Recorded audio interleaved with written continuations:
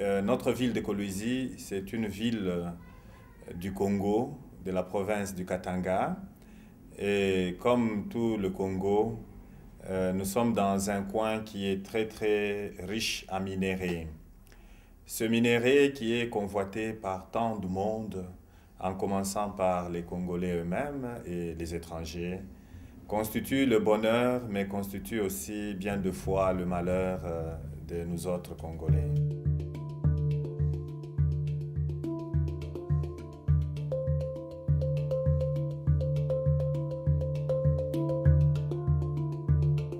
Et il y a cette nouvelle exploitation qui est accompagnée par l'artisanat.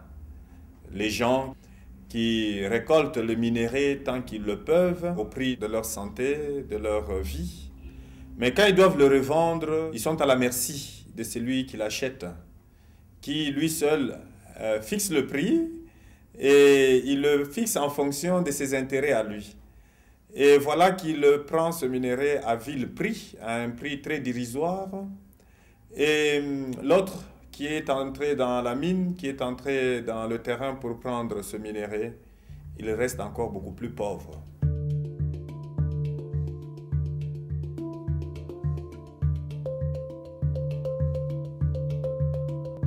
Et d'abord, comment ça se découle? Nous avons cela, il y a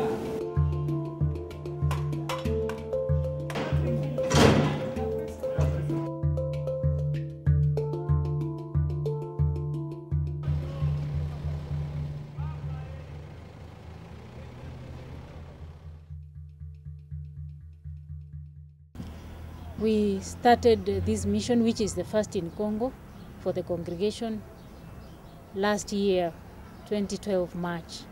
When we came, we began studying the situation to respond to the situation of mainly the women and children who live in bad situations of life. The congregation works mainly with people who live in the margins of society. We promote human dignity. We promote the sense of human value of the human life.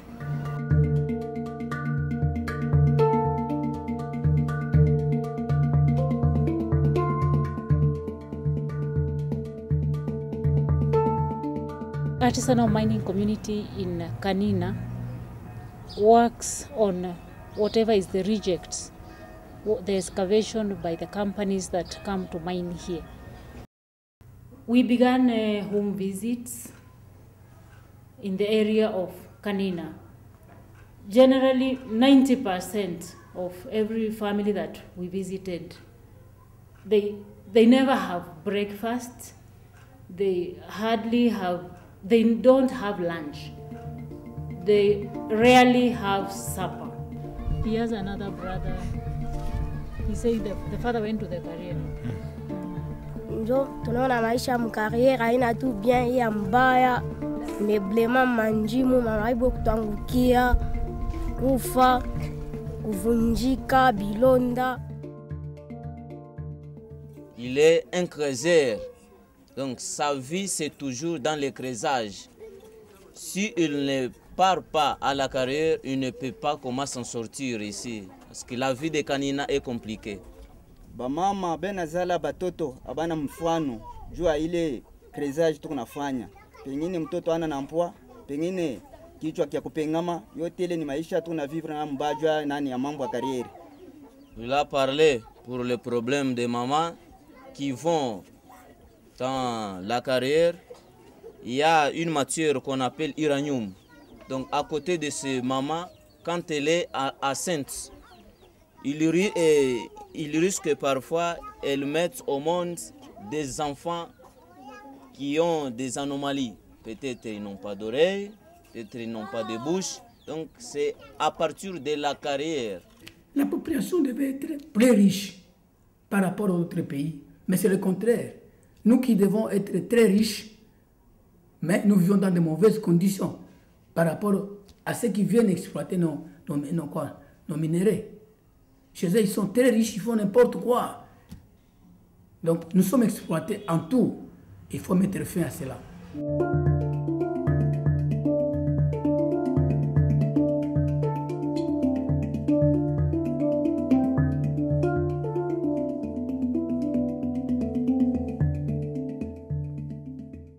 J'enseigne, je suis dans une école de l'Huilou. Hein, ce sont des morceaux de pierre, enfin des calcaires qu'on enlevé dans les glandes salivaires. C'est lié beaucoup plus à cette exploitation minéralifère dans notre ville, cette exploitation non contrôlée par moment. Ça vient plutôt des aliments que nous consommons ici à Kolwezi et surtout de l'eau. Mais voyez ceux-là qui sont éloignés, qui sont à travers la brousse ici, mais ils meurent là-bas et on ne saura même pas que c'était dû à toute cette poussière à gauche, à droite, etc.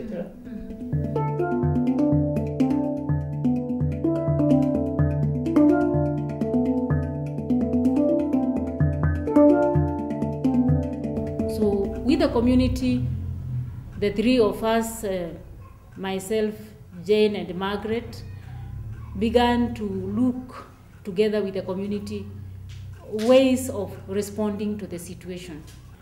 We began community consultations, and we brought the people together, and they identified many needs. Ce n'est pas seulement le papa qui va se faire ouvrier ou ramasseur de pierres, il va entraîner avec lui son épouse, il va entraîner avec lui ses enfants. Les enfants qui devaient être à l'école se retrouvent justement en train de ramasser le minerai. Ça fait mal au cœur, mais c'est la réalité.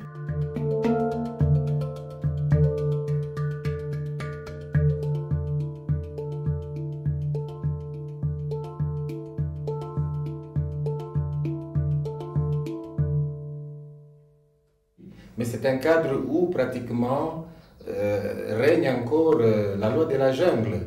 C'est le plus fort qui prend le gros et qui s'impose et qui domine sur les autres. Vous comprenez tout de suite que la femme, qui est déjà marginalisée dans la grande société, devient de plus en plus fragilisée dans un milieu où chacun cherche à faire de l'argent en quantité et le plus rapidement possible. Le problème sexuel, c'est déjà un tabou. Alors, que dire le problème des viols? La pauvre fille qui est là devient une victime facile.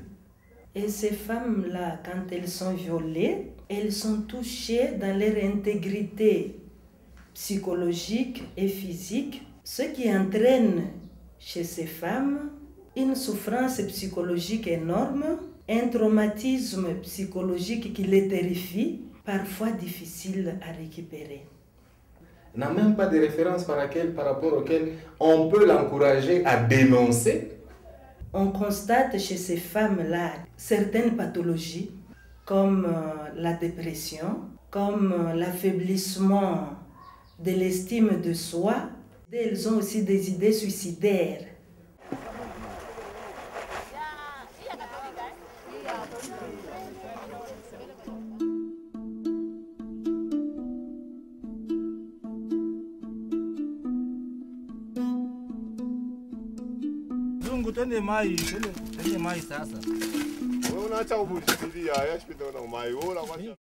Nous nous retrouvons avec des jeunes qui sont en même temps élèves et qui sont contraints d'aller travailler dans les mines. Pour les parents, peut-être vivant dans une misère indescriptible là.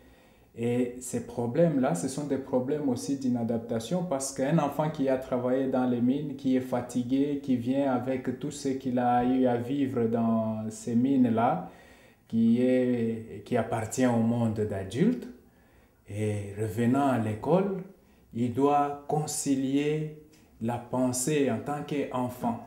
Et pour les enfants qui sont perturbés, les enfants qui connaissent des problèmes traumatiques par exemple, on devra donc rassurer l'enfant qu'il se sente en sécurité pour mieux apprendre. chercher à valoriser les mérites de l'enfant en prodiguant des conseils et à l'enfant, à l'enseignant ainsi qu'aux parents pour que cette ambiance pédagogique soit digne d'un enfant, d'un fils congolais, d'une fille congolaise.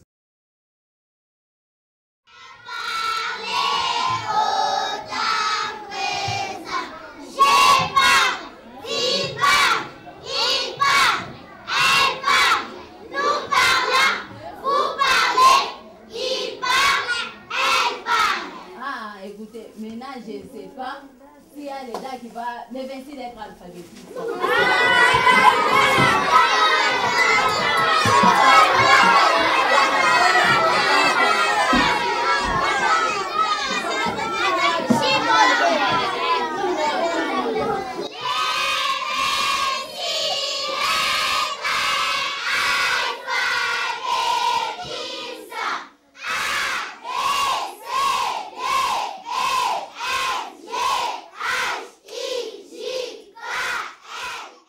Je pars à la carrière chercher les enfants dans les mines. Avec l'enfant, je trouve leur maman. Si j'arrive là-bas, pourquoi vous envoyez l'enfant dans les mines? Les parents vont me répondre que bon, c'est par manque de moyens. When we started in a family. One room that the son was building for his house, they gave to run the school, and we thought we were going to have only 20 children. Il faut qu'elle vienne, qu'elle continue les études à l'école. J'ai mis seulement l'école gratuitement. J'ai déjà récupéré plus que de 100 élèves. We didn't have money to pay teachers, but they want to buy into the vision that we have, and we got people who are willing to share in this vision and volunteer to give services. And that is how the primary school for the children started, and a vocational center for girls.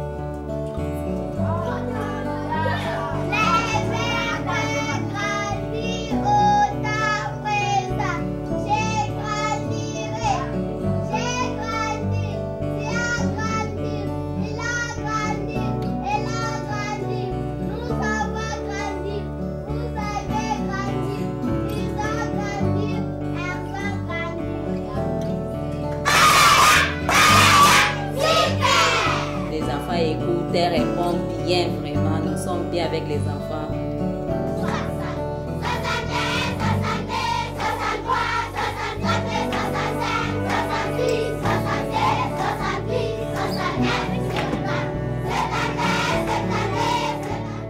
Some of the children in the class will say that they don't remember when they ate. Some of the children will be fainting in class. Dans la mine, les enfants mangent les sables. Maintenant, si on prépare la bouillie, chacun elle vient avec l'assiette, on leur donne la bouillie, elle mange tout ça sans problème.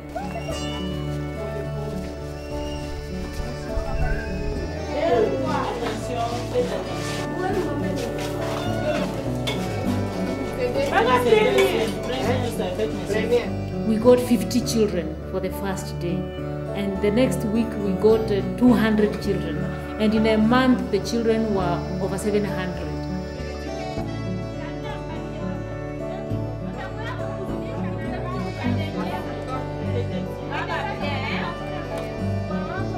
Free school that they say is the only free primary education in the Congo is running. La mine, surtout dans l'artisanat, est un lieu de grands défis. C'est le lieu de la prostitution, c'est le lieu où l'enfant affronte déjà les adultes, on doit assouvir ses besoins, et ces enfants se retrouvent aussi dans un esclavage humain. Et ils deviennent vraiment à la merci du premier qui tombe sur eux, qui abuse d'eux.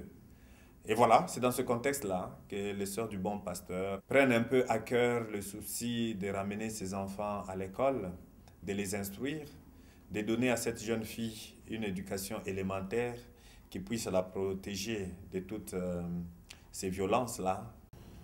J'étudie ici, c'est bon, pasteur, parce que j'étudie ici pour ma vie, ça va être un peu bon. Vous voyez, là, les filles sont un peu reculées, ils sont un peu minimisées. Je me suis dit, oh, bon Dieu, on nous a offert une école là gratuite pour nos filles, c'est bien. On m'a dit que non, on te paye combien? Non, d'abord, je commence d'abord. Mais les filles se plaignent vraiment. Se plaignent, ils ont les soucis là de connaître, de savoir, de lire, de parler aussi français.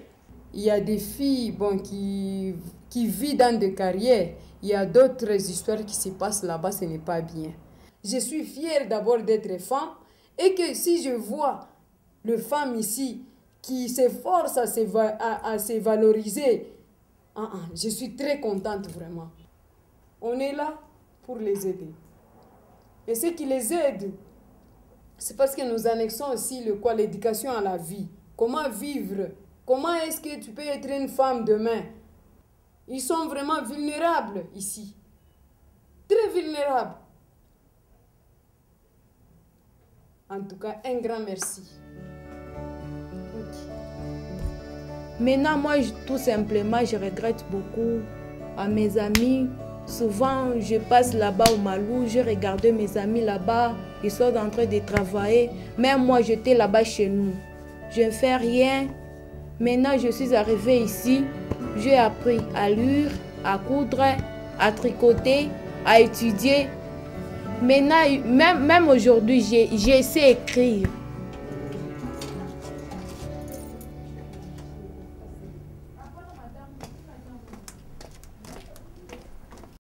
Nous voulons que tous nos enfants étudient parce que c'est l'avenir de notre pays.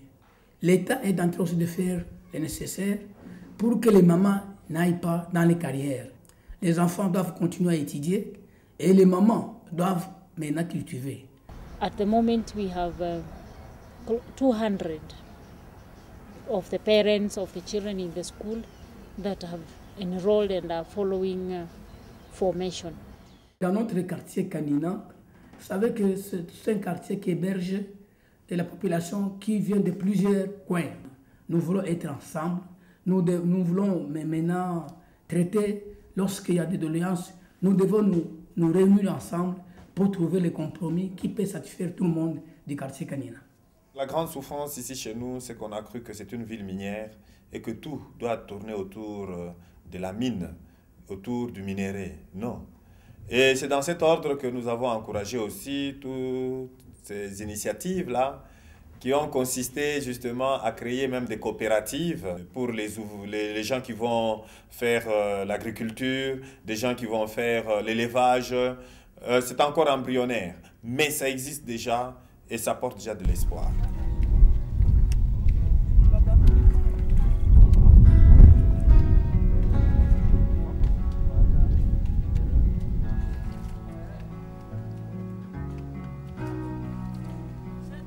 Dieu merci, aujourd'hui, beaucoup de parents, maman, papa et beaucoup d'enfants ont quitté la carrière avec l'appui des sœurs du bon pasteur.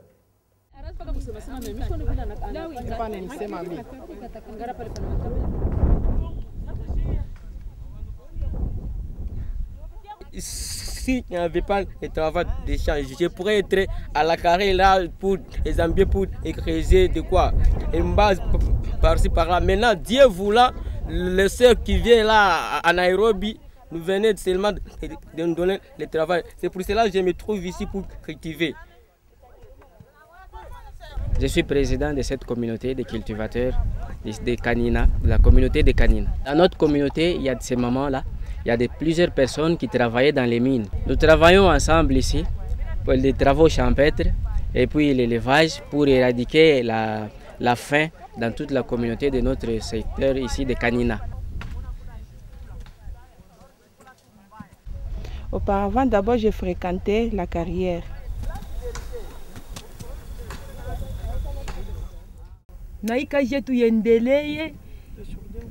iendelee sana juu ya batoto yetu na banduku yetu na mkinyi yetu Kanina. pour que ce travail d'élevage et agriculture puisse bien continuer pour aider nos ménages à bien vivre et notre communauté en général des canines. Ils ont appris pendant la formation comment élever la poule et en élevant la poule, qu'est-ce que peut être la rentabilité.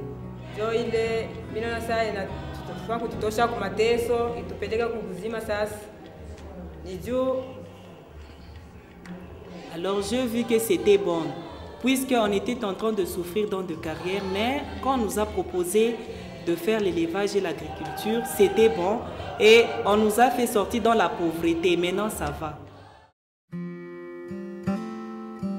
The mission of the Good Shepherd Sisters, that is creating hope, bringing people together, creating cohesion, and so we really hope that the community will continue to grow, to transform. We say we want to create a new generation. Something new is happening, and a new Congo really. Un grand merci vraiment pour les sœurs du Bon Pasteur, pour tout ce qu'ils ont déjà commencé à faire, et nous leur demandons aussi de continuer, de ne plus se fatiguer pour aider cette communauté de Kanina qui est la communauté la plus vulnérable vraiment de notre ville de Kolwezi. Nous devons prier Dieu que la conscience universelle, la conscience du droit de l'homme s'implante un peu dans le monde financier. Il faut que vous priez pour que de tels comportements cessent, parce que Dieu veut que nous vivons dans la paix. Là où est l'homme, la réalité est la même. Quand on a des appétits, qu'on ne sait pas tenir compte des autres, on crée toujours des souffrances autour de soi. Mais laissez-moi vous dire que Dieu est présent et avec Dieu nous vaincrons. Je vous remercie. Parfois, je dévore.